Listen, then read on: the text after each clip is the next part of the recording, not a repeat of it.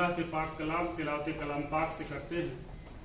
तो सबसे पहले इस प्रोग्राम की शुरुआत के लिए मैं तिलावत कुरान पाक के लिए उस्मान सानी को आवाज़ दे रहा हूँ कि आएँ और प्रोग्राम का बाकायदा आगाज़ करें।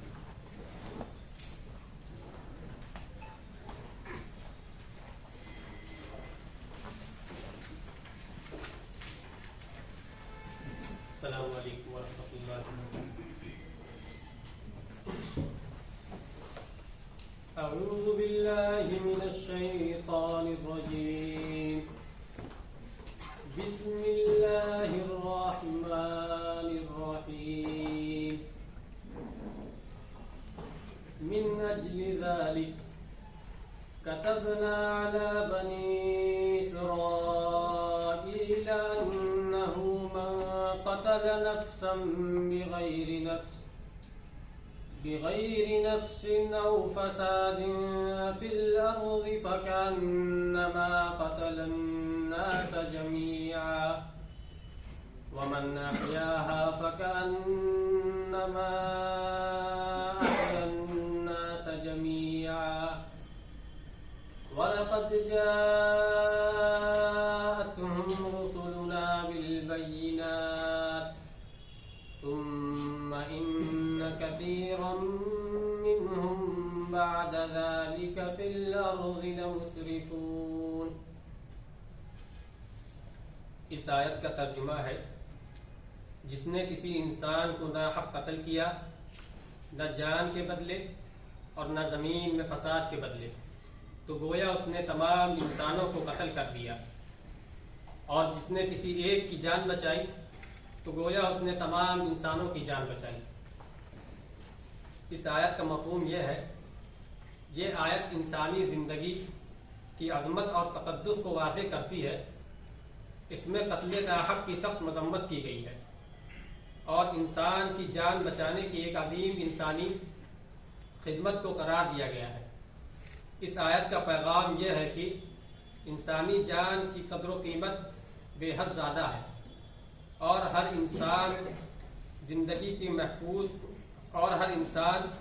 की ज़िंदगी को महफूज रखना पूरी इंसानियत को महफूज रखने के मुतरादिफ है।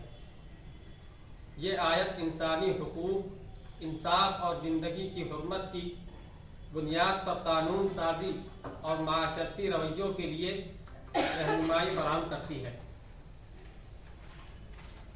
हमारे पास दो पैनल डिस्कशंस हैं, मतलब दो पैनल डिस्कशंस होने हैं।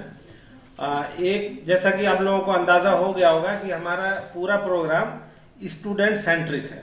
यहाँ आप ही लोगों के लिए सारे प्रोग्राम्स हैं, न तो सर को बहुत कुछ सीखने की जरूरत थी ना हमको। स्टूडेंट सेंट्रिक है, इसलिए हमने स्टूडेंट का एक जो पैनल है वो अभी पैनल डिस्कशन में शामिल होगा। और वक्त का आप लोगों को ख्याल ये रखना है कि 2 मिनट या 3 मिनट ही आप लोगों से जो डिस्कशन का जो उन्वान होगा उस पर 2 या 3 मिनट ही आप लोग लेंगे।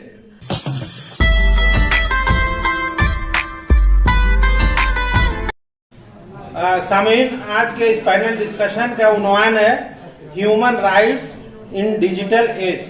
तो डिफरेंट एस्पेक्ट्स जो है ह्यूमन राइट्स के डिजिटल एज में, इसके इंफॉर्मेशन एंड टेक्नोलॉजी के रिलेशनशिप में कि किस तरीके से ह्यूमन राइट्स मुतासिर हो रहा है या ह्यूमन राइट्स को तक़वियत मिल रही है। हम लोगों ने कोशिश की है कि हमारा ध्यान या हमारे पैनलिस्ट का ध्यान आज के दौर में जो अभी पेजर बॉम्ब्स हैं या फिर उसी तरीके से हम लोगों ने देखा पेगासस है, उसी तरीके से हम लोगों ने देखा डीप फेक वीडियोस हैं, इनइक्वालिटी, तो डिफरेंट इश्यूज को टेकअप किया जाएगा आज के इन पैनलिस्ट के जरिए। बाकी मॉडरेशन की जिम्मेदारी डॉक्टर शफकत साहबा उस्मानी साहबा जो है अंजाम देंगी। बेसिक मोटिव है या हमारा जो अप्रोच है वो स्टूडेंट सेंट्रिक है।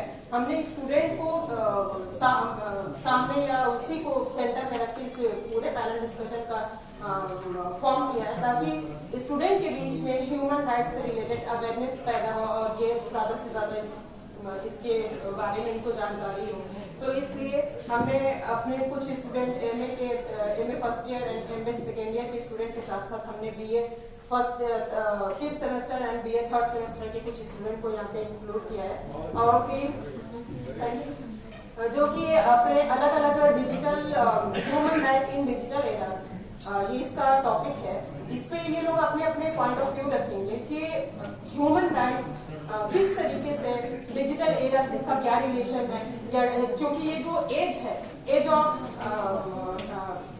टेक्नोलॉजी है, इस एज ऑफ टेक्नोलॉजी में किस तरीके से ह्यूमन राइट इससे थ्रेटन हो रहा है, या इससे मजबूती मिल रही है, स्ट्रेंथन हो रहा है। इसके बाद और इसके डिफरेंट एस्पेक्ट पे ये लोग अपने अपने पॉइंट ऑफ व्यू रखेंगे।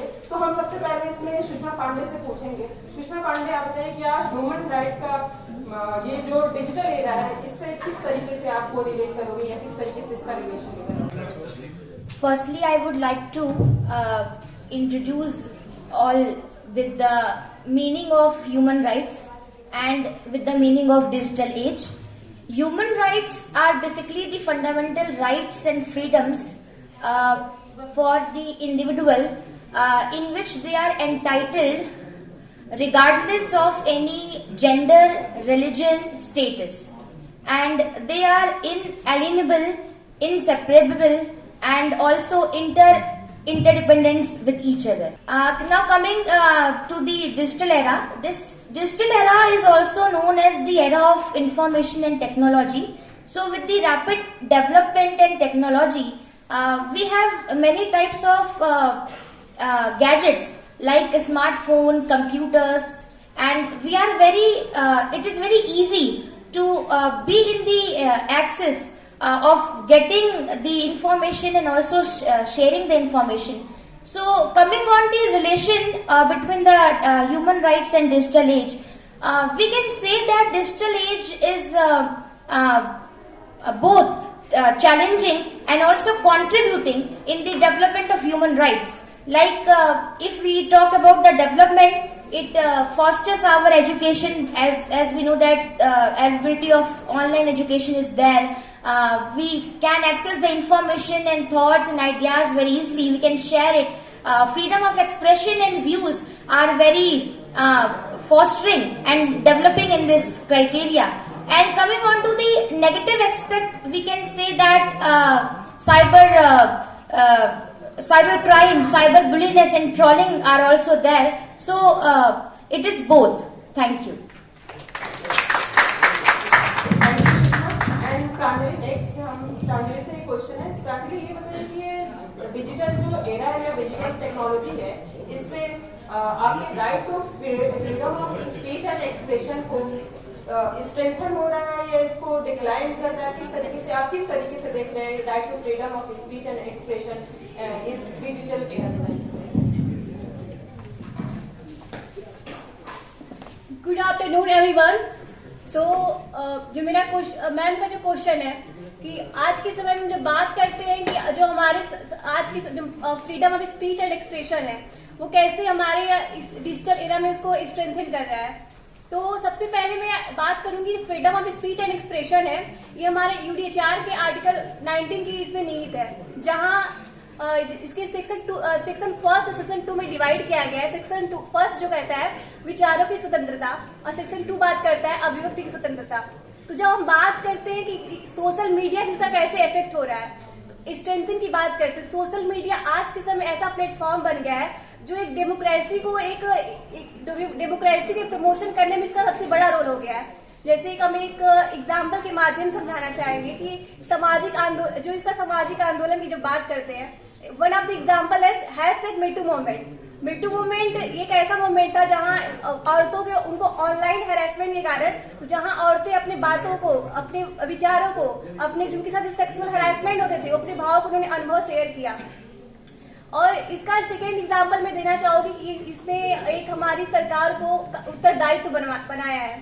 जैसे हम कह सकते हैं कि जो अरब स्प्रिंग हाल ही में हमारे भारत में नहीं हुआ था, लेकिन ये अरब स्प्रिंग ऐसा मैटर था जो एक गवर्नमेंट के खिलाफ जो उनकी पॉलिसी थी उनके खिलाफ उनके खिलाफ अभियान चलाया गया था। बट बहरहाल इसका जो इम्पैक्ट हम ग्लोबली देख सकते हैं। अगर हम भारत की बात करते हैं, भारत में जहां इसके ऑल ओवर इंडिया में इसका इम्पैक्ट हम इस प्रकार से देख सकते हैं, जैसे कि जिसका जो डिस्क्रिमिनेशन है, माइनॉरिटी सेक्शन का जो वायलेशन हो रहा है, तो ये हमारा जो अभियान है अरब स्प्रिंग हमारे भारत को काफी इम्पैक्ट किया है। और ऐसे ब्लैक लाइव मैटर जो हमारे अमेरिका में जो हुआ था, उसका भी हम केसेस हम जो कास्टिज्म के खिलाफ हुआ था, वो भी एक अभियान की वजह से था, उसका भी हम उसका जो मैटर अपने भारत में देख सकते हैं। Thank you so much. Pranjali, आपने एक और क्वेश्चन है, क्या इस डिजिटल एज में right to freedom of speech and expression है, क्या इसका मिसयूज भी हो रहा है, दुरुपयोग भी हो रहा है?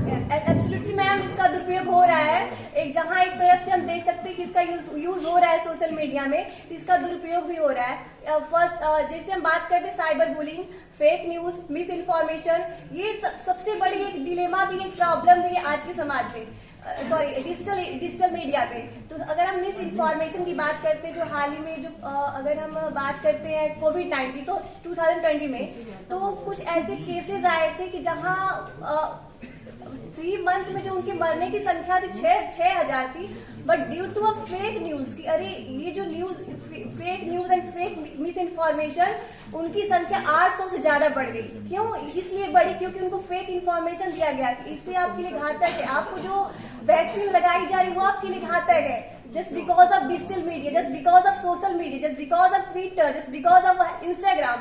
एंड अगर हम फेक न्यूज की बात करते हैं, अगर जैसे कि हम साइबर बुलिंग, हैरेसमेंट, ये सबसे बड़ा एग्जांपल है जिसका जो मिसयूज हो रहा है। अगर हम हाल ही में जो अभी कुछ सालों की बात है, जहां एक 17 ईयर की गर्ल्स के साथ उसको साइबर बुलिंग करने के साथ उसे खुद सुसाइड करना पड़ा। तो क्या ये इस तरह से जो हम देख रहे हैं कि जहां एक उसका पॉजिटिव इम्पैक्ट हो रहा है, कहीं न कहीं उसका नेगेटिव इम्पैक्ट भी हो रहा है। तो हम बिल्कुल हम कह सकते हैं कि इसका जो मिस इन्फॉर्मेशन आज के डिजिटल मीडिया पे बहुत ज्यादा हो रहा है। Thank you so much. Next Sanjay, ये 3rd सेमेस्टर से हम ये पूछना चाहते हैं। संजय, ये बताइए कि आपसे क्वेश्चन है आपके लिए कि इस डिजिटल एज में क्या ह्यूमन राइट का वायलेशन और मानव अधिकार का हनन हो रहा है? आप इससे सहमत हो या असहमत? अपने व्यूज को रखिए। Good afternoon everyone. हाँ, मैं कह सकता हूँ कि मैम कि तकनीकी विकास से मानव अधिकार का हनन हो रहा है। यह इंटरनेट आज के परिवेश में हर किसी की जरूरत बन चुका है। आए दिन ऐसे मामले देखने को मिलते हैं कि जैसे ईरान में एक व्यक्ति को फेसबुक पोस्ट करने पर मौत की सजा सुना दी जाती है, और अमेरिकी सरकार का अपने नागरिकों पर निगरानी रखना, और ट्विटर पर राजनीतिक मामलों के चलते लोगों को ट्विटर पर प्रतिबंध लगा दिया जाता है। तो ये सब हमारे मानव अधिकार के हनन की तरफ इशारा करते हैं। Thank you Sanjay. कल्पना, आपसे ये क्वेश्चन है कि क्या आप जो संजय कह रहे हैं इस बात से आप एग्री करते हैं कि क्या ये हनन हो रहा है इससे सोशल मीडिया से? क्योंकि जहाँ तक हम लोगों को पता है कि सोशल मीडिया से human right, specially right to freedom of speech and expression को स्ट्रेंथन करने में इतना बहुत ज्यादा इसका इम्पोर्टेंट रोल है। तो ये साफ ये भी कह रहे हैं कि नहीं इसका निगेटिव। तो आपके क्या विचार है इस चीज पर? यस मैम, मैं इससे सहमत हूँ, लेकिन मैं इससे पार्शियली सहमत हूँ, क्योंकि अगर देखा जाए तो आज के ज़माने में सोशल मीडिया बहुत यूजफुल भी है। जैसे कि हम यहाँ पे उपस्थित सभी लोग अध्यापन के क्षेत्र से जुड़े हुए हैं। इस चीज से सहमत हो या असहमत हो? ये वायलेशन हो रहा है या नहीं हो रहा, पहले ये बताइए। मैम, इस चीज से वायलेशन मैं पार्शियली सहमत हूँ। मैं इस चीज से पार्शियली सहमत हूँ, मैं पूरी तरह से सहमत नहीं हूँ, लेकिन पार्शियली सहमत हूँ, क्योंकि सोशल मीडिया से बहुत सारे नुकसान भी हैं तो इसके बहुत सारे फायदे भी हैं। जैसे यहाँ पर उपस्थित सभी लोग अध्यापन से जुड़े हुए हैं, तो हम देख सकते हैं कि डिजिटलाइजेशन के कारण शिक्षा में एक बड़ी क्रांति आई है। जैसे कि इस समय ऑनलाइन क्लासेस चलते हैं, जिससे कोई भी विद्यार्थी किसी भी देश के किसी भी कोने में बैठ करके वो देश के किसी भी शिक्षक से शिक्षा ग्रहण कर सकता है। और इंटरनेट और सोशल मीडिया ने संचार के क्षेत्र को बहुत ही बढ़ाया है, जिसके कारण हम अपने विचारों को, अभिव्यक्तियों को पूरे देश में नहीं बल्कि पूरे विश्व में व्यक्त कर सकते हैं। सोशल मीडिया और इंटरनेट के माध्यम से, जैसे कि ट्विटर है, तो हम ट्विटर के माध्यम से सरकार के कार्यों पर निगरानी रख सकते हैं तथा उसका विरोध कर सकते हैं। और हम बात करें अगर इंटरनेट और सोशल मीडिया की, तो इसके बहुत सारे नकारात्मक पहलू भी हैं, लेकिन अगर हम इसके सकारात्मक पहलुओं को देखें और सकारात्मक पहलुओं का लाभ उठाएं और नकारात्मक पहलुओं से सीखें, तो ये तकनीकी विकास हमारे लिए बहुत ही लाभदायक हो सकता है। Thank you. I would like to explain it with an example. Suppose if your personal information or any your personal pic has been stolen by someone and the criminal are using this picture or this information to blackmail you, would you not feel depressed? You will feel depressed, you will have problem, you will face torture. That is exactly what digital torture is. And Okay. if I talk about it, okay, एक और question है आपसे कि ये बताइए कोई national international level पे कोई इससे रिलेटेड कोई प्रोविजन है? of course, ma'am, there are lots of provisions made by national and international level to protect us from this torture. For example, the data-based provision, convention on cyber crime. Okay, thank you. Who are affected by digital torture, men or women? Ma'am, as from different studies and data, I come to know that women are getting more tortured by this digital age. For example, I have studied the data from that 38% women globally are facing digital harassment. There are 96% girls who are depressed or who are facing problem just because of their deep fake videos are making without any consent. Ma'am, I would like to compare the harassment between both men and women. अगर मैं बात करूँ दोनों की comparison की, तो जो online harassment women के अगेंस्ट में होता है उसकी परसेंटेज 38% है, जबकि men are only facing this problem 26%. At a gender level, women are getting tortured at 57%, but the percentage of men is only 19%. So from all these comparison, it's clear that women are getting more torture. Okay, thank you. Next है शमा अफरोज। शमा, ये जो कि first semester की student है, इनसे मेरा ये एक क्वेश्चन है कि शमा, डिजिटल वायलेंस अगेंस्ट वुमेन क्या है और इसके क्या कॉजेस हैं, कारण क्या है इसके?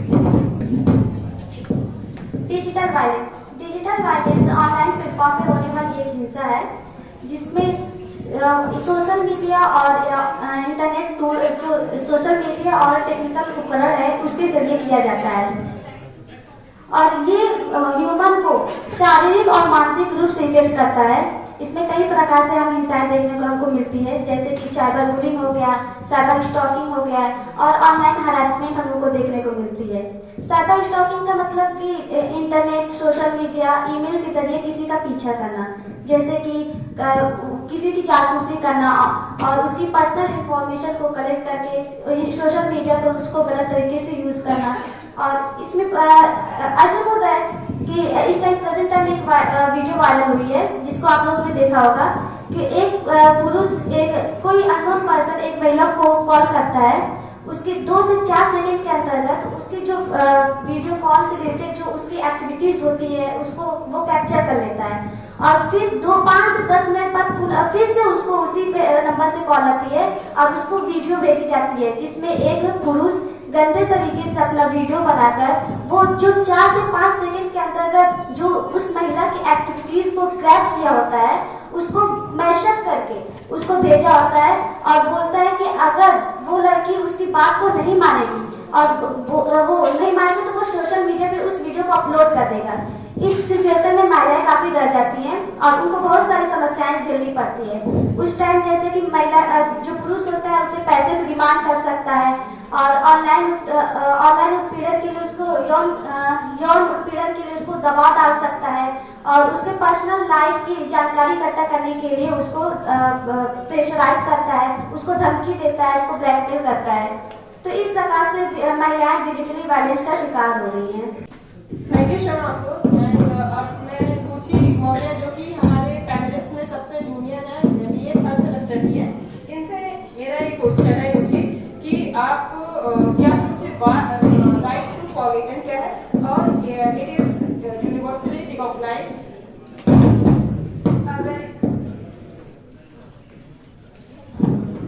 A very pleasant afternoon to you all present here. It's my honor to be here.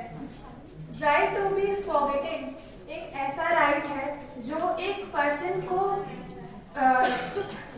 Provide करता है कि वो अपनी पर्सनल इंफॉर्मेशन जो भी डिजिटल प्लेटफॉर्म्स पे अवेलेबल है वो गूगल सर्च इंजन से गूगल सीईओ से रिक्वेस्ट कर सकता है, उन्हें रिक्वेस्ट भेज सकता है कि उन डाटास को रिमूव कर दिया जाए, क्योंकि या तो वो डाटास अब इररेलेवेंट हो चुके हैं या फिर उन डाटास की वजह से उस पर्सन की प्राइवेसी अफेक्ट हो रही है।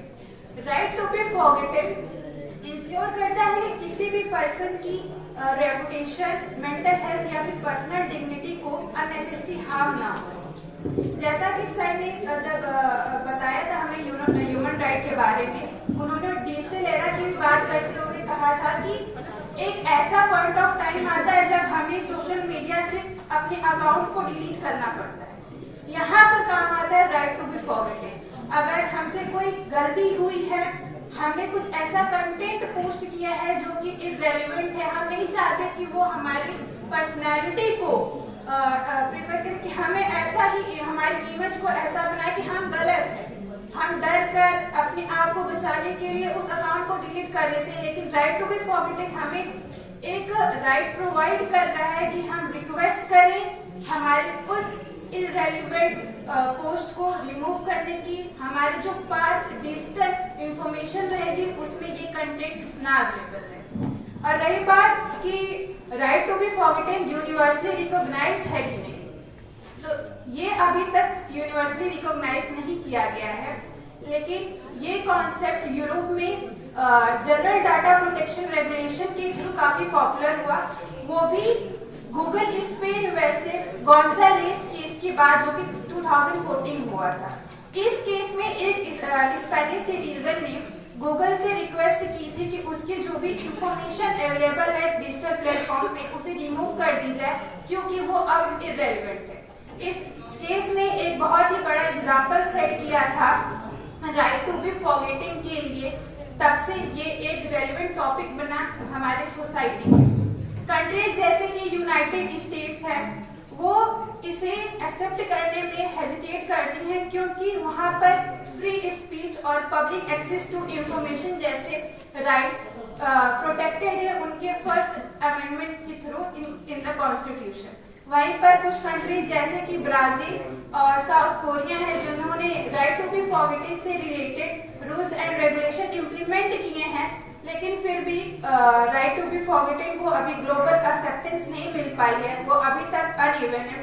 इसका रीजन ये है कि राइट टू बी फॉरगेटेन के लिए हमें कुछ राइट जैसे कि privacy of an individual, freedom of expression और पब्लिक एक्सेस टू इंफॉर्मेशन को बैलेंस करना होगा। ये एक बहुत ही बड़ा टारगेट है। अगर विद टाइम हम इसे जल्द से जल्द अचीव कर लेंगे तो शायद right to be forgotten universally recognise हो सकता है। Thank you. Thank you guruji महोदय। ये बहुत इम्पोर्टेंट हमें जब इन्होंने बताया था कि हम इस पे अपना व्यू एक्सप्रेस करना चाह रहे हैं, बताना चाह रहे हैं, बहुत अच्छा लगा, क्योंकि ये जो टेक्नोलॉजी का जो दौर है, सोशल मीडिया का दौर है, इसमें बहुत सारे एडवांटेजेस तो हैं, लेकिन डर भी रहता है हम बोल रहे हैं, हमारी बातें क्या बोल रहे हैं, कैसे बोल रहे हैं, एक एक बातें रिकॉर्ड होती जा रही हैं, तो बाद में किसी बात को लेकर ट्रोल किया जाता है, कुछ भी किया जाता है, तो एक बहुत बड़ा साइड इफेक्ट है सोशल मीडिया का। काफी देर से हम लोग ह्यूमन राइट्स पे बात कर रहे हैं कि हमें क्या करना चाहिए, हमारे काम क्या है, और मुझे लगता है कि ये फिजिकल और सोशल स्फेयर में हम बार बार इसकी बात करते हैं, लेकिन राइट टू रेस्ट की बात कोई नहीं करता है। बहुत सारे लोगों को ये पता भी नहीं है कि आराम करना भी उनका एक बेसिक राइट है। ये मुझे लगा कि बहुत यूनिक सा एक टॉपिक है जो कि हमारे मेंटल हेल्थ को बहुत ज्यादा फॉस्टर करता है। हम फिजिकल, सोशल, इकोनॉमिक हेल्थ की बात करते हैं, बट मेंटल हेल्थ पे किसी का ख्याल नहीं है। तो अगर हम डिजिटल एज में इसकी बात करें तो due to the access of mobile phones and gadgets, हम ये देखते हैं कि जो हमारे ऊपर ओनर्स और बॉसेस बैठे हुए हैं वो बहुत इजली हम तक कांटेक्ट कर सकते हैं, कभी भी, मतलब कभी भी वो इंट्रूड कर सकते हैं जब वर्किंग आवर्स नहीं भी है तब भी, और कांस्टेंट नोटिफिकेशंस, ईमेल्स और बाकी सारी चीजों की वजह से हमारी जो मेंटल हेल्थ है और जो हमारी एक लाइन है पर्सनल और प्रोफेशनल, ये चीज मेंटेन नहीं हो पाती है। तो और ओनर्स और बॉसेस को क्योंकि काम चाहिए तो वो ऑनलाइन, आजकल तो ऑनलाइन वर्किंग होम वाला सिस्टम चल गया है, तो मेंटल हेल्थ जो है वो कहीं ना कहीं इंक्लूड हो रही है मेरे हिसाब से। और डिजिटल एज में अगर हम देखें तो बहुत इंपॉर्टेंट है, अगर हम कुछ कंट्रीज की बात करें जैसे कि फ्रांस और जर्मनी ने इसमें लॉज बनाए हुए हैं कि वर्किंग आवर्स के बाद हम उन्हें एम्प्लॉइज को इंक्लूड नहीं कर सकते और एक बेटर वर्किंग कंडीशंस उन्हें हम दें, और वो छुट्टी भी प्रोवाइड करते हैं, हॉलीडेज अपने एम्प्लॉइज को प्रोवाइड कर रहे हैं। तो हमें इसके लिए भी काफी ध्यान देने की जरूरत है, और हमें लगता है कि कभी ना कभी हमारी कंट्री में भी लोग ऐसा समझेंगे कि mental health is much more important rather than physical, social and economic health. Thank you. ये बात आप प्रिंसिपल साहब के सामने कहते हैं तो और फायदा होता। अब बहुत ही इम्पोर्टेंट डिस्कशन हमारे फैकल्टीज मेंबर्स का है, जिसमें मैं प्रोफेसर शिल्पा त्रिपाठी मैडम से निवेदन करूंगा कि वो आए अपना स्थान लें। आप जो है डीएवी कॉलेज जो हमारे शहर का एक प्रतिष्ठित महाविद्यालय है और राजनीति विज्ञान विभाग की विभागाध्यक्ष हैं, और मैं अपने मेहमान खास को बताना चाहता हूं कि मैडम त्रिपाठी बहुत ही सीनियर मोस्ट प्रोफेसर हैं हमारे आज की डेट में हमारी यूनिवर्सिटी के, और यूनिवर्सिटी के तमाम कमेटीज में बहुत ही जिम्मेदार पदों पे हैं। और एनएपी का जो पीजी का सिलेबस है हमारा, आपने उसको डिजाइन किया है, और आप ही ने जो है ह्यूमन राइट्स का पेपर जो है उसमें इलेक्टिव पेपर रखा है, जिसके लिए मुझे ये सोचना पड़ा कि जो है आप जैसे स्पीकर को बुला के अपने बच्चों को कुछ उनकी जहनी खुराक उनको पहुंचाई जाए, उनको दी जाए।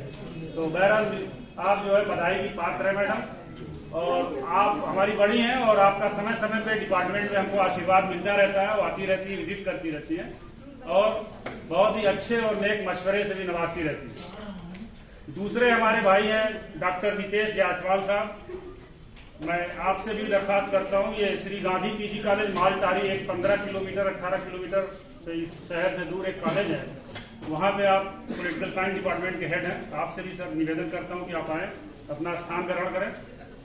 और मैं अपने मेहमान को ये बताना चाहता हूं कि ये उस महाविद्यालय में सर्व कर रहे हैं कि कभी किसी जमाने में वो महाविद्यालय, वहां के लोग सिर्फ उत्तर प्रदेश की शिक्षक राजनीति नहीं बल्कि हिंदुस्तान की शिक्षक राजनीति को डील किया करते थे। एक बड़ा नाम था डॉक्टर घनश्याम सिंह का, बहुत दिनों तक वो विश्वविद्यालय महाविद्यालय शिक्षक संघ के अध्यक्ष रहे, उपाध्यक्ष रहे हिंदुस्तान के, ऑल इंडिया लेवल के, और उत्तर प्रदेश जो विश्वविद्यालय और महाविद्यालय शिक्षक संघ के अध्यक्ष रहे।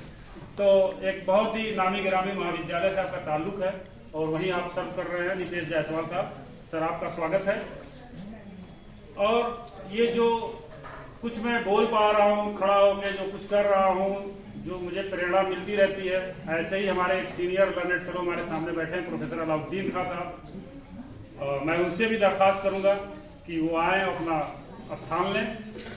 और मेहमान खास को मैं ये बताना चाहता हूँ कि आप हमारे जो कॉलेज की महाविद्यालय शिक्षक संघ की इकाई थी पहले, बहुत दिनों तक आप जो है टीचर एसोसिएशन के प्रेसिडेंट रहे, बड़ी फाल शख्सियत हैं, और यहाँ इतिहास विभाग के आप हेड हैं, इतिहास डिपार्टमेंट के 2 डिपार्टमेंट चलाते हैं, मेडुअल इंडिया और एंशिएंट इंडिया।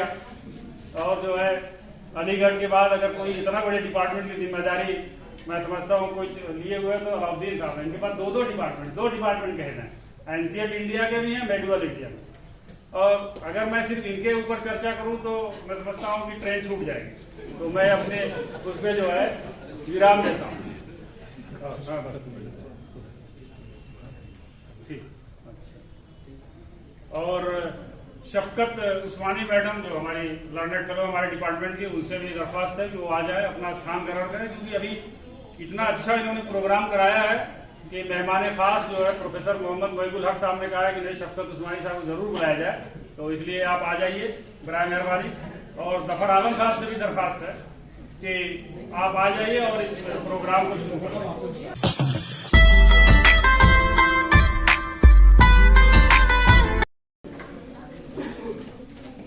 तो सामीन, अब हैंडओवर होने या करने जैसी कोई चीज नहीं है।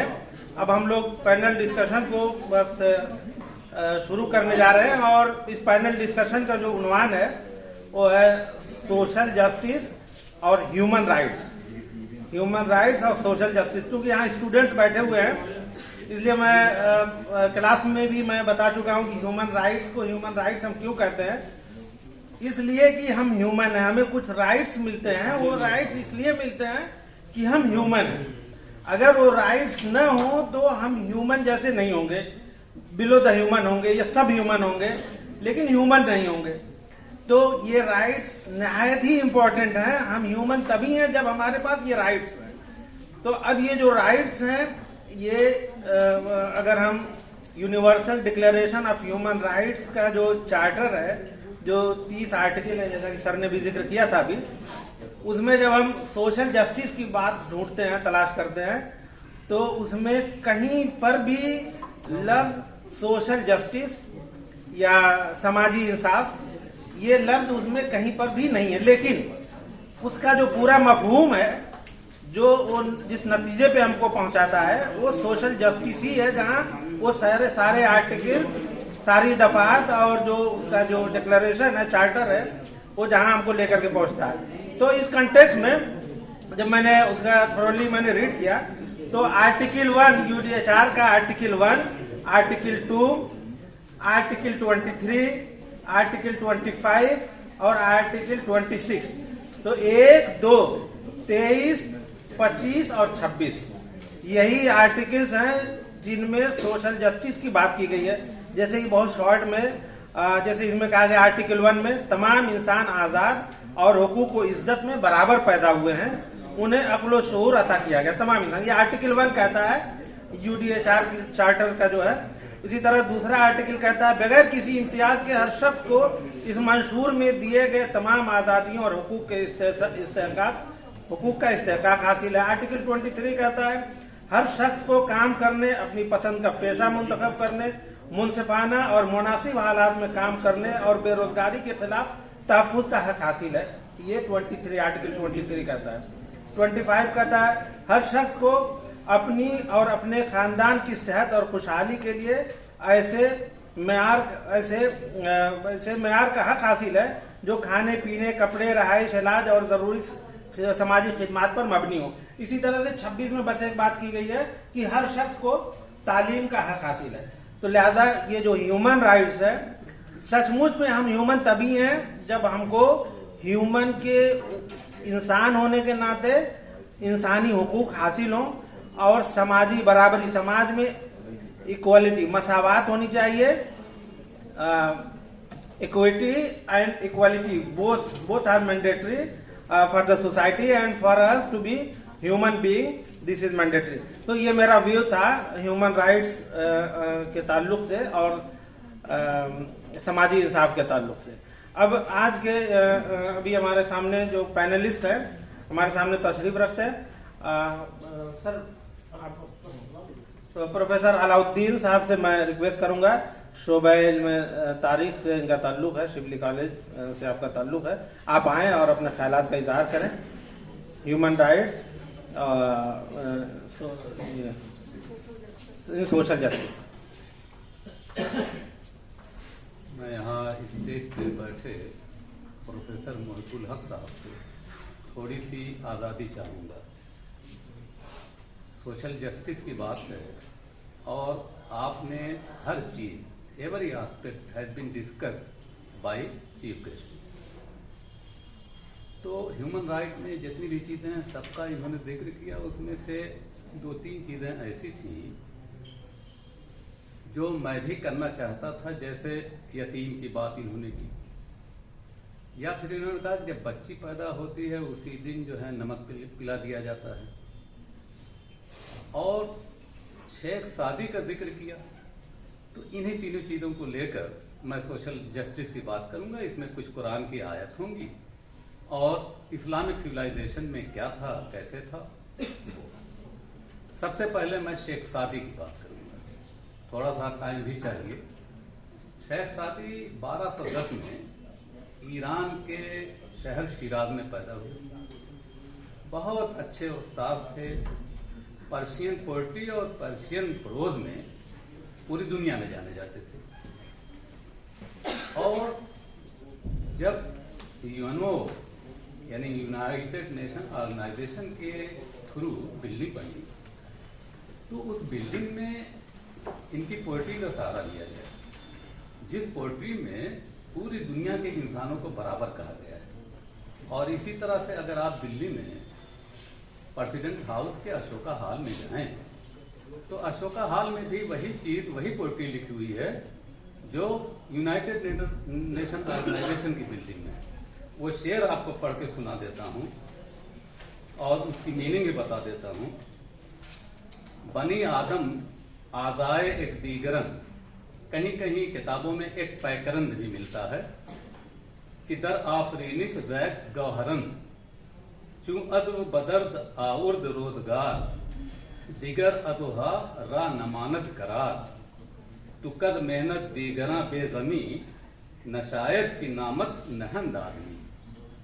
इसको अगर हम एक्सप्लेन करें उर्दू में या हिंदुस्तानी में, तो आदम के बेटे, यानी ये सब आदम के बेटे हैं, पूरी दुनिया आदम की बेटे हैं, एक जिस्म के आधा की तरह हैं और ये एक ही जौहर के उज़्व हैं, आर्गन हैं। जब किसी को कोई तकलीफ पहुंचाता है तो इसका दूसरा अज़्व भी दर्द महसूस करता है। इसी तरह इंसान को मुखातब करके कहा है कि तुझे अगर दूसरे की गम की फिक्र नहीं है तो तुझे आदमी कहना भी मुनासिब नहीं है। इस लिहाज से इस शेर को उन बिल्डिंग पे लिखा गया ताकि इससे हम सबक लें। अब आइए, हम लोग फख्र महसूस करते हैं, मैं सैयद हूं, मैं खान हूं, मैं शेख हूं, मैं मिर्जा हूं, और हम जिन अपने हमवतनों के साथ रहते हैं वो फख्र करते हैं कि मैं ब्राह्मण हूं, मैं ठाकुर हूं, मैं छत्री हूं, शूद्र और वैश्य, ये 4 कैटेगरी है। लेकिन इन चारों कैटेगरी के अलावा और उधर सैयद, शेख, खान के अलावा बहुत सारी कैटेगरी हैं जो इंसान के दर्जे में उनका वो है, उसको हम लोगों ने बांट रखा है। ये इसी को कुरान में कहा गया है कि ये बंटवारा न करो, कुल्लकुम मिन आदम व आदम मिन तुराब। और कुरान ये कहता है कि ऐ इंसानों, अपनी पैदाइश पे गौर करो, तुम कैसे पैदा हुए। तो सूरह तारिक की आयत अगर पढ़ें कि फलियंजुरी इंसान मिम्मा खुलिका मिम्माइन दाफिक यखरुजु मिन बैनि सुल्बि व तराइब। इसी तरह से कुरान मजीद में बहुत सारी आयतें हैं जिसको बताकर इंसानों को अपने हसब व नसब पे जो फख्र है उस फख्र को खत्म करने की और उस इम्तियाज को मिटाने की बात कुरान मजीद ने की है। हुजूर सल्लल्लाहु अलैहि वसल्लम ने, हम तो बात कर रहे हैं 1948 के चार्टर की, हम बात कर रहे हैं ह्यूमन राइट के 1948 की, लेकिन आज से 1450 साल पहले जो चार्टर ऑफ मदीना था, उस चार्टर ऑफ मदीना के एक एक युद्ध का अगर हम अध्ययन कर लें तो हम समझते हैं कि इंसानों में किसी तरह की ऊंच नीच नहीं रह जाएगी, किसी तरह का हसब और नसब का फख्र जो मौजूद है वो सब मिट जाएगा।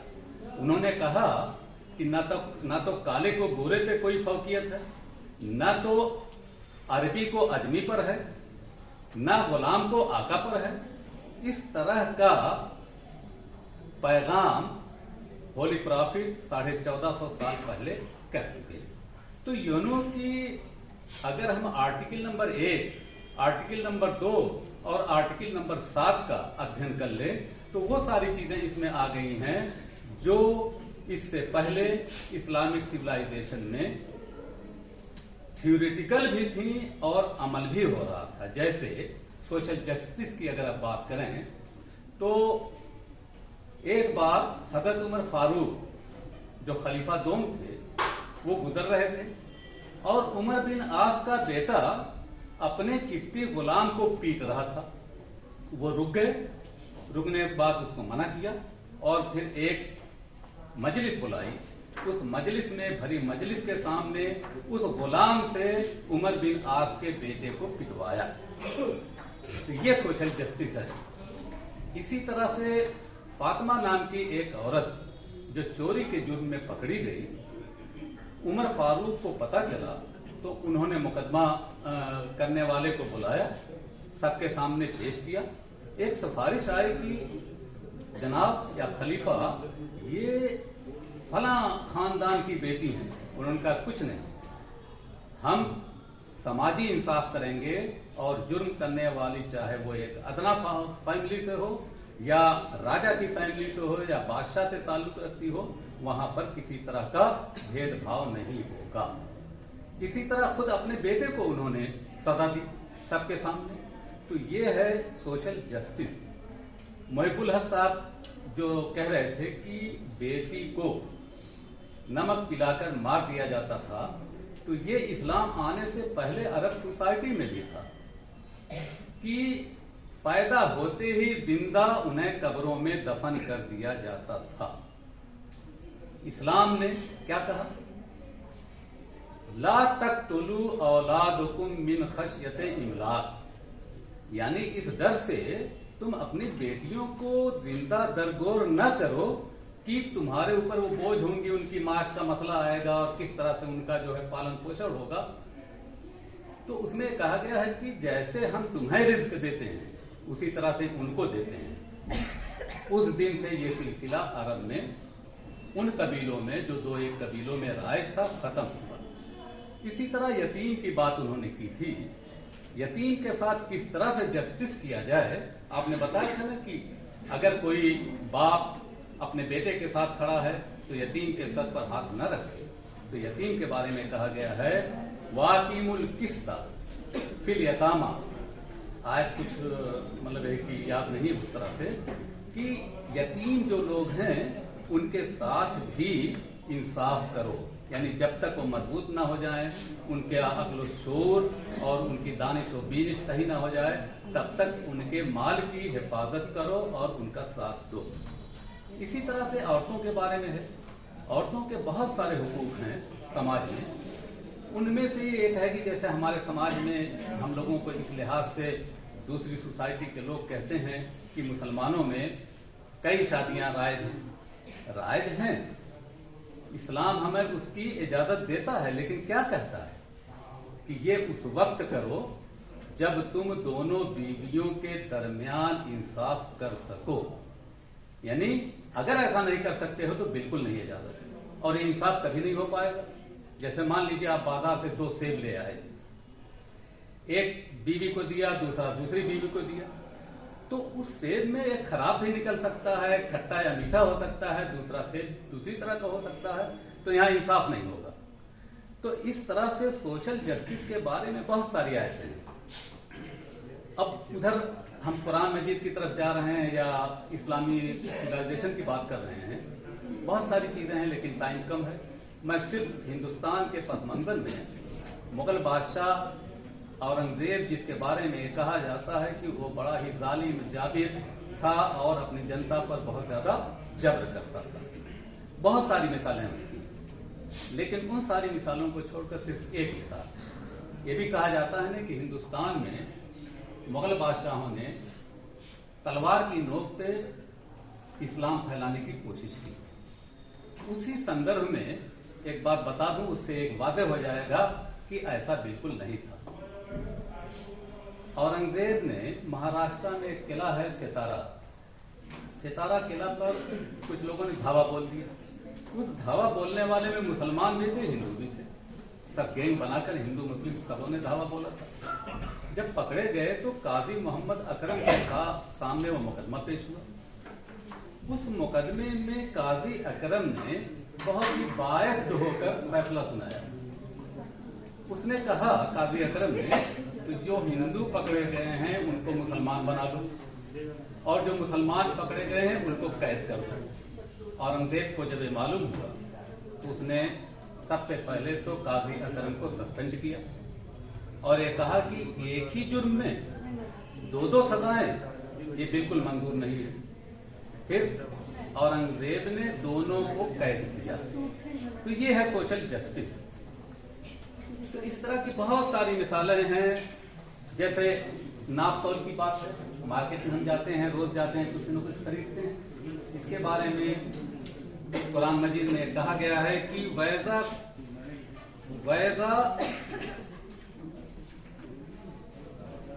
कुछ इस तरह से कि जब आप नाप तौल करो तो उसमें इंसाफ करो। वैजा किल तुम फादिलू, यानी जब वजन करो तो इंसाफ करो। इसी तरह से जब दो मुकदमे सामने आ जाएं, उनमें जो गवाही देने वाला है उसको भी हिदायत की गई है, और जो फरीक हैं उन फरीक के बीच में भी इंसाफ देने के लिए कहा गया बराबरी करो, चाहे वो तुम्हारा कराबतदार ही क्यों ना हो, चाहे वो तुम्हारा रिलेटिव क्यों ना हो। तो इस तरह की बहुत सारी बातें हैं। और मैं समझता हूं कि थ्योरिटिकल तो ये सारी चीजें हैं, लेकिन प्रैक्टिकल इस पे कोई अमल नहीं हो रहा है। ना तो यूएनओ का जो चार्टर है उस पर अमल हो रहा है, और ना जो इस्लामिक सिविलाइजेशन या कुरान मजीद, हदीस या हुजूर सल्लल्लाहु अलैहि वसल्लम की तरफ से जो कुछ कहा गया उस पर भी हम लोग अमल नहीं कर रहे हैं। अगर दोनों पे अमल कर लिया जाए तो पूरा माहौल, पूरा समाज अमन शांति का गहवारा होगा और पूरे हिंदुस्तान में किसी तरह की कोई अराजकता नहीं होगी। तो मैं समझता हूँ कि हमें अमल करना चाहिए, और इसीलिए पॉलिटिकल साइंस ने या डिपार्टमेंट ने इस तरह का ऑर्गेनाइजेशन किया है। उनको मुबारकबाद, और सबसे बड़ी मुबारकबाद कि इन लोगों ने जो स्पीकर चुना, प्रिंसिपल साहब तो चले गए, नहीं तो मैं उनसे कहता कि आपने जो स्पीकर चुना है, इसी तरह का स्पीकर हर फंक्शन में आप इंतखाब करें, ताकि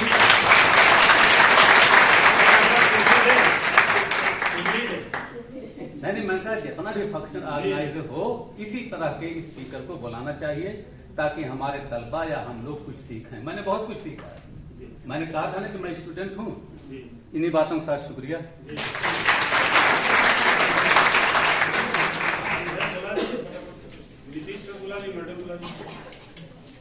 वक्त की किल्लत की वजह से हम लोग बड़े इख्तिसार के साथ इस प्रोग्राम को इख्तिताम की तरफ लेके जाना चाहते हैं, लेके जा रहे हैं। अगले स्पीकर हैं इस पैनल डिस्कशन के डॉक्टर नीतीश जायसवाल साहब। आपका ताल्लुक श्री गांधी पीजी कॉलेज मालताड़ी से। आप आए और अपना ख्याल करें। वक्त की किल्लत है, कार्यक्रम हो जाती है। कार्यक्रम का जो मजा है ना फिर वो बिगड़ने लगता है, लेकिन कोई नहीं, मैं सबके समय को देखते हुए अपनी बातों को कम से कम शब्दों में रखूंगा। सबसे पहले तो इतना अच्छा कार्यक्रम करने के लिए हमें अपने साथी और बड़े भाई सफी जुमा सर का बहुत बहुत शुक्रिया करता हूं और बधाई देता हूं उनको, और इतने सारे बच्चे जो बैठे हैं उस कार्यक्रम की जान और शान है, उनको भी बधाई देता हूँ। और अपने सर के लिए एक बार ताली बजाइए। क्या होता है कि हर स्टूडेंट जो होता है टीचर उसका आइडियल होता है, लेकिन जब दूसरा कोई सर की पढ़ाई करता तो अच्छा लगता है ना कि दूसरे लोगों ने पढ़ाई की। तो ये भी आप लोग भी सीखिएगा, जब कहीं जाए तो दूसरों की पढ़ाई करनी है ताकि उनको अच्छा लगे सुनने में। तो बात मानवाधिकार की, सामाजिक न्याय की और समानता की बहुत सारी बातें होनी है, लेकिन सर की बातें जैसे अलाउद्दीन सर ने कहा कि सर से बहुत कुछ सीखने को मिला। हम लोग कभी सीख ही रहे, प्रोसेस में है। मंच पे शिल्पा मैडम बैठी हैं, मोबिकुल हक सर हैं, उस्मानी सर हैं, हमारे और भी लर्नेड टीचर्स लोग हैं। सबको सलाम करता हूं, सबको अभिनंदन और यहाँ स्वागत है कार्यक्रम में। लेकिन बात मानवाधिकार की हो रही है और कार्यक्रम की अच्छी रूपरेखा ये है कि कार्यक्रम स्टूडेंट सेंट्रिक है। इन लोगों ने इतना अच्छा कार्यक्रम दिया, इतनी अच्छी सी बातें बोली, सुन के बड़ा अच्छा लगा। सोचा कि हम लोग भी शायद उसमें रहते तो कुछ सीखने को मिला उन बच्चों से भी। जैसे उस बच्ची ने बोला राइट ऑफ, क्या था बेटा, राइट ऑफ फॉरगेटनेस। हाँ, रेस्ट के अलावा एक कुछ नहीं बोला। हाँ, बहुत अच्छा। मतलब हम लोग में चूंकि हम लोग डिजिटल से थोड़ा सा बाहर है ना, अपडेटेड होते जा रहे हैं हम लोग धीरे धीरे, तो हम लोग उसको जानते नहीं। तो अच्छा लगा ये सब देख के। मानवाधिकार पे अगर मैं कुछ बोलूंगा तो गुस्ताखी होगी, सर यहाँ बैठे हैं तो। लेकिन बस मैं ये एक सवाल करना चाहता हूँ कि सब बार बार बात होती है मानवाधिकार ऐसे मिनिमम राइट्स है जो सभी मानवों को होना चाहिए।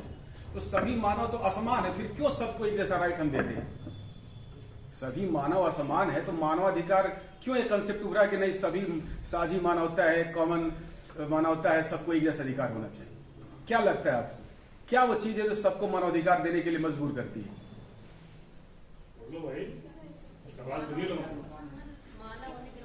तो मानव, तो मैंने कहा था मानव में तो अंतर है। यहाँ इतने सारे मानव बैठे हैं जो जेल के अंदर है, उसको भी एक जगह अधिकार दे दें। आवश्यकताएं क्या? आवश्यकताएं तो एक ही जैसी होती है ना हर मानव की। हाँ, चलिए अच्छी बात है। उसी से एक बात जुड़ी समझिए कि आवश्यकताओं से मानव जो है ना, मानव की इमोशंस एक होते हैं। जब किसी को यहाँ जैसे सुई से लगाएंगे ना, तो हमको भी दर्द होगा, आपको भी दर्द होगा। तो दर्द सहने की जो अनुभव करने की जो क्षमता है या जो उसको अनुभव कर रहा है, वो सबका समान है। किसी के साथ प्रेम से बात करेंगे, इनसे भी बात करेंगे, ए से बात करेंगे, बी से बात करेंगे, उसको भी अच्छा लगेगा। ठीक है ना? तो जो इमोशंस को फील करने की, अनुभव करने की क्षमता होती है, वो सभी मनुष्यों की एक है। ये लोगों को एक बनाती है। बाकी दुनिया तमाम, अब रेस जेंडर दुनिया तमाम डिस्क्रिमिनेशन दिख जाएगा आपको, लेकिन ये एक बनाता है। तो इसीलिए हमने मानवाधिकार दिया कि मनुष्य, क्यों मनुष्य एक है? इसीलिए मनुष्य एक है कि मनुष्य को दर्द सहन करने की, प्रेम की, सहानुभूति की सब भावनाएं उनकी एक जैसी होती है। इसीलिए और बार बार बात हो रही थी कि केवल थ्योरेटिकल बात नहीं करनी है, बात होनी चाहिए कैसे सैनिटाइज करें, कैसे लोगों को संवेदनशील बनाएं। तो मुझे जहां तक लगता है केवल एक इमोशन अगर आप अपने पास रखेंगे तो हमेशा सबके प्रति संवेदनशील बनेंगे।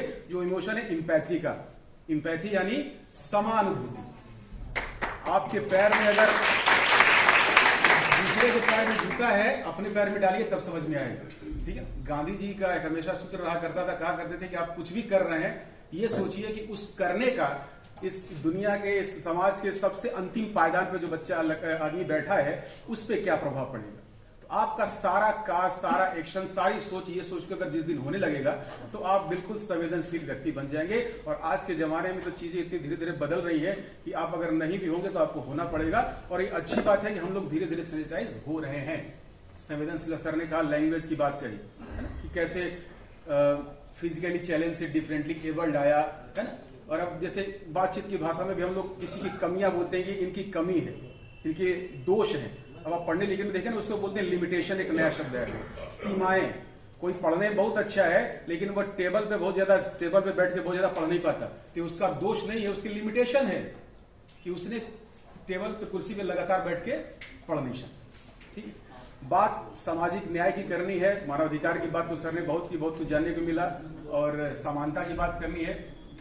बात न्याय से शुरू करेंगे कि हमारे सहज बोध से न्याय क्या होता है, किसे कहते हैं न्याय, क्या होता है न्याय की। जब भी शब्द हम सुनते हैं तो क्या साउंड करता है माउंड, कि न्याय क्या है। एक सामान्य रूप से अगर हम देखेंगे तो जो बॉलीवुड फिल्म में दिखाता है ना, वो कानून की देवी ऐसे हाथ में पकड़े हुए तराजू, तो बैलेंस है ना, बैलेंस यानी हम लोग को सबसे पहली बात निष्पक्ष होना है। ठीक, लेकिन ये कानून की विशेषता के रूप में न्याय को देखा गया। लेकिन अगर आप गहराई से देखेंगे तो दुनिया के जितने भी आंदोलन हुए, जितने क्रांतियां हुई हैं, वो सभी अन्यायपूर्ण कानूनों के खिलाफ हुई। चाहे वो फ्रांस की क्रांति हो, चाहे वो क्या कहेंगे, हमारे यहाँ जितने भी उपनिवेशवादी आंदोलन हुए, क्या था, डिस्क्रिमिनेशन, डॉग्स और इंडियन अलग, गोरे लोग अलग, तो कानूनी था ना, रॉलेट एक्ट कानूनी था ना, लेकिन उस कानून के खिलाफ लोगों को लड़ना पड़ा। तो कानून भी अन्यायपूर्ण होता है। लोगों को न्याय देने के लिए जो समझ आज प्लेटो से लेकर राल्स से लेकर अमर्त्य सेन तक आई, मुझे अमर्त्य सेन की बात अच्छी लगती है, मैं जरूर बताऊंगा, थोड़ा सा मैं कहूंगा उसके बारे में 2-4 लाइन। तो प्लेटो से लेके राल्स आए, राल्स के बाद प्लेटो के बाद एक लंबा डार्क एज रहा। आप जानते हैं मिडिल एज में कुछ नहीं हुआ, क्योंकि सब कुछ ईश्वर और देवता से जोड़ दिया गया। तो कोई ना साइंटिफिक डेवलपमेंट हुआ, ना सोशल डेवलपमेंट हुआ, सब कुछ वहीं से जोड़ा रह गया। फिर बाद में 20वीं सेंचुरी में हमारी जो न्याय की समझ आई, उसे हम लोगों ने सामाजिक न्याय, यानी उसे जहां प्लेटो ने व्यक्ति की विशेषता बताया, यानी व्यक्ति न्यायशील होता है, उसमें 3 गुण होते हैं। अपने सबसे प्रधान गुण के अनुसार अगर वो आचरण करे तो न्यायशील है। केवल कर्तव्य की बात की प्लेटो ने, कभी अधिकार की बात नहीं की। लेकिन जब 20वीं शताब्दी में धीरे धीरे पुनर्जागरण और इंडस्ट्रियल रिवोल्यूशन के बाद हम आए, तो हमारी समझ ये बनी कि सामान्य जनजीवन का सिविलाइजेशन हुआ, यानी अब ईश्वर और इस तरह की बातें होनी कम हो गई। तो इसे नेशन स्टेट के सेक्युलर फ्रेमवर्क के अंदर ही हम लोग जस्टिस की बात करने लगे। और बात करने लगे तो अब ये बात करने लगे, जो न्याय है यह वितरण से जुड़ा हुआ मुद्दा है, यानी डिस्ट्रीब्यूशन। और पूरा न्याय, ये जो बातें हो रही है, ऐसा नहीं कि सब कुछ आप अगर सोशल पॉलिसी से जोड़ेंगे, सरकार की रणनीतियों से जोड़ेंगे, तो आप देख पाएंगे कि न्याय पूरा का पूरा राजनीति से न्याय पर है। राजनीति क्या है? लोगों के परस्पर विरोधी दावों में सामंजस्य स्थापित करना। न्याय भी वही करता है, किसको क्या मिलेगा, कब, कितना, कहां, कैसे मिलेगा, ये भी न्याय का काम है। तो आज हमें समझना है कि न्याय केवल अब ज्यादातर और मूल रूप से हमारी समझ का जो सबसे बड़ा हिस्सा है वह यह बना हुआ है कि न्याय वितरण से जुड़ा हुआ मुद्दा है। लेकिन देखिए, न्याय का मसला तब नहीं आता जब हम ऐसी दुनिया में रहते जहां इफरात संसाधन होते। जैसे सर ने एक उदाहरण दिया ना कि 10 बोतल पानी वाला, तो पानी ज्यादा है, पीने वाले कम है, तो तब क्या न्याय? तब तो जब रखा हुआ है खाली पड़ा रहेगा। लेकिन बदकिस्मती क्या है, ये हर जगह का नियम है, सब जब पॉपुलेशन बढ़ेगी तो वो चीज आएगी। तो संसाधन कम है और उसके चाहने वाले ज्यादा हैं, तभी न्याय का मसला महत्वपूर्ण बनकर उभरा है। तो किसी भी संकल्पना के द्वारा, किसी भी सिद्धांत के द्वारा अब इस लिमिटेड रिसोर्स को हम कैसे बांटेंगे, बिल्कुल सटीक जवाब कोई भी नहीं दे सकता। आज तक इसकी खोज जारी है, लेकिन फिर भी कुछ ऐसे सिद्धांत है, कुछ ऐसी चीजें हैं जिसके आधार पर हम लोग चीजों को बांटने का थोड़ा बहुत प्रयास करते हैं। 3 कसौटियां हैं, डेसर्ट यानी पात्रता, एक है मेरिट और तीसरा है आवश्यकता। डेसर्ट यानी पात्रता का मतलब होता है कि आप उचित रूप से किसी चीज के लायक हैं, यानी आपका जो एक्शन है, आपका जो काम है, उससे आप इनाम पा सकते हैं या सजा पा सकते हैं। तो दूसरा मेरिट मतलब आप योग्य हैं, आपने अपनी योग्यता को साबित किया है, तो आपके साथ उस हिसाब से आपको दिया गया। जैसे परीक्षा हो रही है, परीक्षा में जो बच्चा जैसा प्रदर्शन करेगा वैसा नंबर पाएगा। लेकिन यहाँ पे एक सवाल है और जो आपको जहन में आना चाहिए और सोचने का एक नया चीजें जो आपको अपील करना चाहिए कि क्या अगर हम ये सोचें कि एक परीक्षा हुई, एक परीक्षा में एक लड़के ने अच्छा प्रदर्शन किया, दूसरे ने खराब प्रदर्शन किया, लेकिन जिसने खराब प्रदर्शन किया क्या उसके पीछे की सोशल कंडीशन हमने देखी?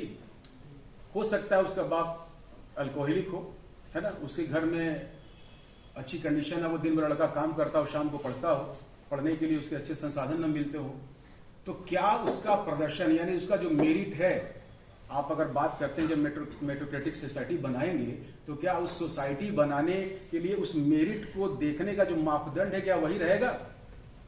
उसके सोशल बैकग्राउंड को हम उसके प्रदर्शन से अलग नहीं कर सकते। तो एक जस्ट सोसाइटी बनाने के लिए, बस बात मैं ये कर रहा हूं कि एक जस्ट सोसाइटी बनाने के लिए केवल मेरिट ही एक कसौटी या उसका क्राइटेरिया नहीं हो सकता। केवल मेरिट पर आप देख के चलेंगे तो समाज कभी भी आपको कहते हैं ना कि आपको सोशल डिप्रिवेशन, ये सामाजिक वंचना और पहचान, इन दोनों चीजों को ध्यान में रखना होगा, तभी आप एक जस्ट सोसाइटी बना सकते हैं। तीसरा है आवश्यकता। कहने की बात नहीं, मार्क्सवादी संकल्पना में बात कही जाती है कि आप कैपेबिलिटी के अंदर को छोड़ दीजिए, कौन कितना समर्थ है। 4 लोगों का परिवार है तो 2 कमरे का मकान दीजिए, 20 लोगों का परिवार है तो 10 कमरे का मकान दे दीजिए। तो ये आप भी इतने समझदार हैं कि समस्या को सुलझाने की बजाय उलझाएगा। ठीक, तो न्याय को स्थापित करने के लिए ये जो 3 कसौटियां हैं और भी जो सिद्धांत दिए जाते हैं, इसमें समानता, हाँ ये मैं बताना चाह रहा था कि न्याय क्यों सेंट्रल वैल्यू या सेंट्रल कंसेप्ट है, क्योंकि जब भी हम न्याय की बात करने जाते हैं तो आपको समानता की बात करनी होगी, स्वतंत्रता की बात करनी होगी, अधिकार की बात करनी। इसीलिए टॉपिक रखा भी है कि अधिकार, स्वतंत्रता, समानता तीनों इसमें इंटरव्यून है, मिले हुए हैं। जब भी आप अधिकार की बात करेंगे समानता की बात होगी, समानता की बात करेंगे स्वतंत्रता की बात होगी। तो न्याय स्थापित करने के लिए हमने क्या अंतिम में जो चीजें मैंने रखी कि किसी भी केवल मेरिट के आधार पर आप एक जस्ट सोसाइटी की स्थापना नहीं कर सकते। एक कंडीशन, एक परिस्थिति की हम लोग कल्पना करते हैं। पहले एक चीज और बता दूं कि मेरिट, हम लोग समाज में हमारा अप्रोच भी अलग होता है। हम किस चीज को मूल्यवान समझते हैं, हम किसको अच्छा समझते हैं, उससे जुड़े हुए मेरिट को ज्यादा बेहतर मानते हैं। एक जो मजदूर है जो फ्लाईओवर बना रहा है, ठीक है, वो दिन रात मेहनत कर रहा है, और दूसरी तरफ एक क्रिकेटर है। अब देखिए उन लोग की आय में जमीन आसमान का अंतर है। तो इसका मतलब है कि हमने उस मजदूर की जो फ्लाईओवर बना रहा है उसकी मेरिट या उसकी जो भी कौशल है उस पर हमने उसका हमने महत्व कम रखा, जबकि उस क्रिकेटर का क्रिकेट खेलने की योग्यता को हमने ज्यादा महत्व दिया। तो हमारे नजरिए पर डिपेंड करता है कि हम समाज में किस चीज को मूल्यवान समझते हैं, इसीलिए वह चीज ज्यादा, उसके लिए जो पारितोषिक है, ज्यादा उसका जो पारिश्रमिक है वह ज्यादा तय किया गया है, जबकि उनको मिलने वाला जो लाभ है उसकी तुलना में बहुत ज्यादा है, जबकि मेहनत उनकी ज्यादा है।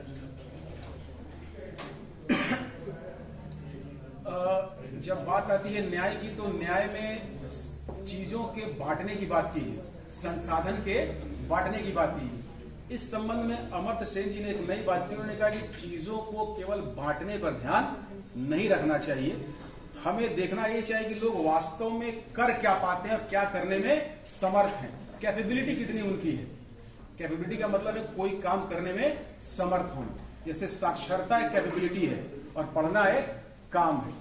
तो उन्होंने कहा कि केवल संसाधन दे देने से आप कैपेबिलिटी क्रिएट नहीं कर सकते। आपको करना क्या होगा कि आपको लोगों को कैपेबल बनाना होगा। ये इकोनॉमिक्स से भी जुड़ा हुआ मुद्दा है। इसको बोलते हैं खर्च की उत्पादकता। खर्च की उत्पादकता यानी आप जो पैसा लगा रहे हैं उस पैसे से आपको निकल क्या रहा है। आप लोग पढ़ते होंगे ये सर प्रथम ये एनजीओ की रिपोर्टें आती है ना। इस रिपोर्ट में पढ़ते हो कि 5वीं क्लास का बच्चा दूसरे क्लास का मैथ नहीं पढ़ पा रहा है, होता है। तो आखिर खर्च तो हमने कर दिया लेकिन वो बच्चा पढ़ नहीं पा रहा है। तो वास्तव में ध्यान ये देना है कि हम उसको कैपेबल बनाएं। आज सरकार की सारी रणनीतियां फोकस आप देखेंगे, पहले की गरीबी निवारण की जो रणनीतियां थी, अब क्या है स्किल डेवलपमेंट। गवर्नमेंट की सारी चीजें क्या इनेबलिंग गवर्नमेंट, फैसिलिटेटर की भूमिका निभा रही है सरकार। सरकार अब पैसा नहीं देती, सरकार अब आपको सिखा रही कि अब सीखिए और कुछ करिए। ठीक, तो इस तरीके से जो सामाजिक न्याय और मानवाधिकार का मुद्दा है आपस में मिले हुए हैं और कोई भी अंतिम रास्ता नहीं हो सकता। भूमंडलीकरण और नियो लिबरल पॉलिसी आने के बाद गवर्नमेंट की भूमिकाएं कम होती जा रही हैं। उसको धीरे धीरे roll back of the government की तरफ लोग चल रहे हैं। सरकार की भूमिका कम और प्राइवेट की भूमिका ज्यादा होती जा रही है। और ऐसे में जैसे मुद्दा भी आया कि प्राइवेट ज्यादा वायलेट करते हैं ह्यूमन राइट्स को, तो ये मुद्दा और भी ज्यादा आगे उभर कर आने वाला है। लेकिन हमने जैसे शुरू में बात कही कि हमें अपने स्तर पर हम क्या कर सकते हैं। अगर हमने अपने स्तर पर किसी के मानवाधिकार या किसी के संवेदना का समझा तो वही हमारे लिए बहुत है। तो हमको इम्पैथी यानी समानुभूति की भावना को पालन करना होगा, तभी एक अच्छा माहौल हम अपने आसपास क्रिएट कर सकते हैं, एक अच्छे जिम्मेदार नागरिक रूप में बन सकते हैं। इन्हीं शब्दों के साथ समाप्त करता हूँ। शुक्रिया नितेश जायसवाल साहब। इस पैनल डिस्कशन की जो नेक्स्ट और आखिरी पैनलिस्ट हैं वो मैडम शिल्पा त्रिपाठी मैडम। आप डीएवी कॉलेज में पॉलिटिकल साइंस डिपार्टमेंट की हेड हैं, आप आए अपने सलाह करें।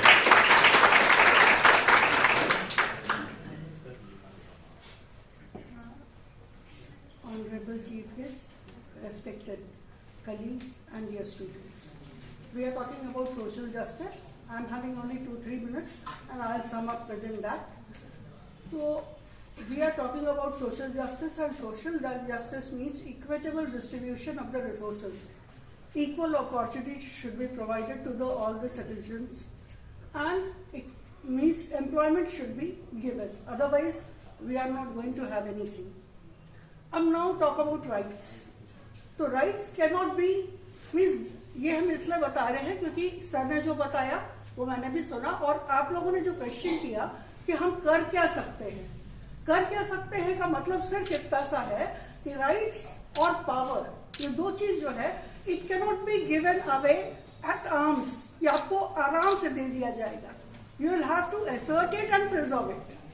भाई आपको जो है वो उसको असर्ट करना पड़ता है and you will have to preserve it. अगर मैं हमेशा डरती रहूं कि मैं तो लेडी हूं, मुझे ऐसा प्रॉब्लम आ जाएगी, तो I never be confident enough to do anything. तो हमको सिर्फ इतना सा आप लोगों को बताना है कि जैसे अगर सोशल डिस्क्रिमिनेशन की या इनजस्टिस की बात आएगी तो बहुत सारे मतलब what are the injustices we are having. तो आप कहते हैं कि there should be no difference on the basis of caste, color, creed, sex, place of birth, region, religion, whatever, बहुत सारी चीजें।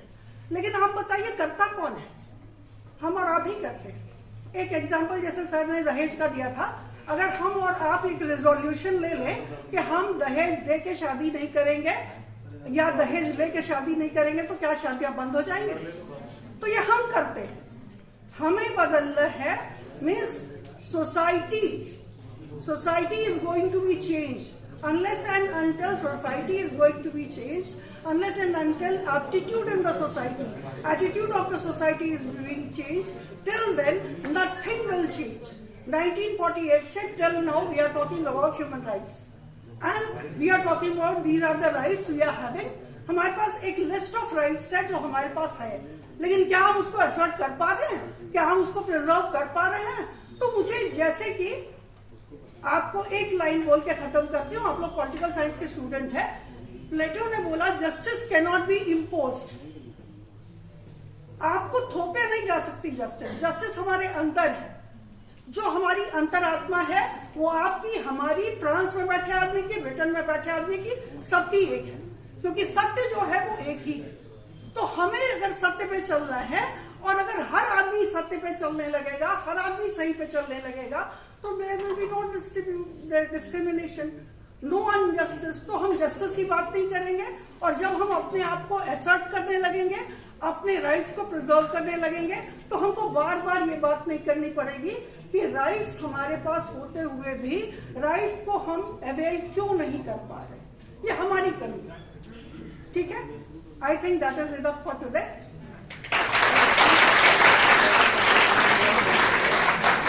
Thank you madam. कबल इसके कि इस प्रोग्राम के इख्तिताम का ऐलान किया जाए, मैं दरख्वास्त करूंगा प्रोफेसर महबूब हक साहब से कि वर्ड्स ऑफ मॉडरेशन जो है कुछ कहें यहाँ पे। Thank you very much, Zafar Sahab. I have to rush to station very soon. But I think the best kind of concluding remark was there from Madam Tripathi. It was very good. She had concluded all the things, and I need not to say anything. But first of all, I would like to congratulate the students for the panel discussion. It was a wonderful panel discussion, and the attenders, Zafar Sahab and Shafqat Usmani, they all deserve all kind of appreciation for grooming the student in such a way. All the teachers, and thank you very much to my old student Sajid. He came all the way from wherever he was. And madam, it was nice meeting you here in the conference, and Jaipal का sir आप तमाम लोगों से, और students को भी बहुत मुबारकबाद, आप लोगों का बहुत शुक्रिया, बहुत खूब।